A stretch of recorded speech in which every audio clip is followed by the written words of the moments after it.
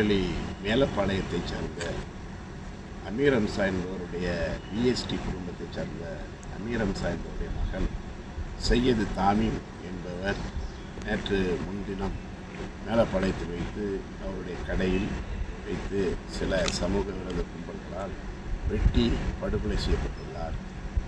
இந்த படுகொலையை மனிதநேய மக்கள் கட்சியின் சார்பில் வன்மையாக கண்டிக்கிறோம்.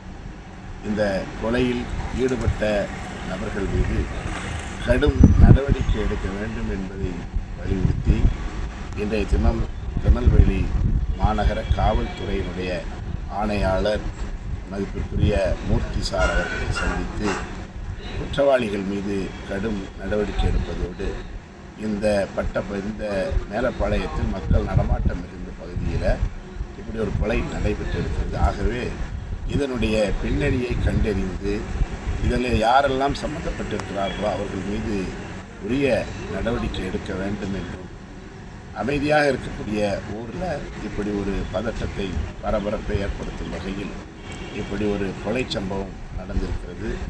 ஆகவே இது போன்ற சமூக விரோத சக்திகள் மீது கடும் நடவடிக்கை எடுத்து அவர்களுக்கு தண்டனை பெற்று தருவதன் மூலமாகத்தான் இதையெல்லாம் நிறுத்த முடியும்.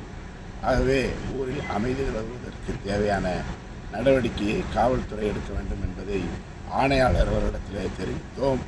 அவர் சிறப்பான முறையில் இந்த வழக்கில் உரிய நடவடிக்கை எடுக்கப்படும், குற்றவாளிகள் மீது கடும் தண்டனை பெற்றுத்தர தேவையான சட்ட நடவடிக்கை எடுப்போம் என்பதை மிக தெளிவாக எடுத்துரைத்தார். சுமார் 15 நிமிடமாக அவரோடு இந்த சந்திப்பு நடைபெற்றது. இன்று காலையில் மனிதநேய மக்கள் கட்சியின் சார்பில், தமிழ்நாடு முஸ்லிம் முன்னேற்ற கழகத்தின் சார்பில் அந்த படுகொலை செய்யப்பட்ட அந்த குடும்பத்தார்களை, அந்த பையனுடைய குடும்பத்தாரை, விஎஸ்டி குடும்பத்தாரை நாங்கள் நேரிலே சந்தித்து இந்த வழக்கு சம்பந்தமான விஷயங்களை எல்லாம் கேட்டறிந்தோம். மேலும் அவர்களுக்கு தேவையான சட்ட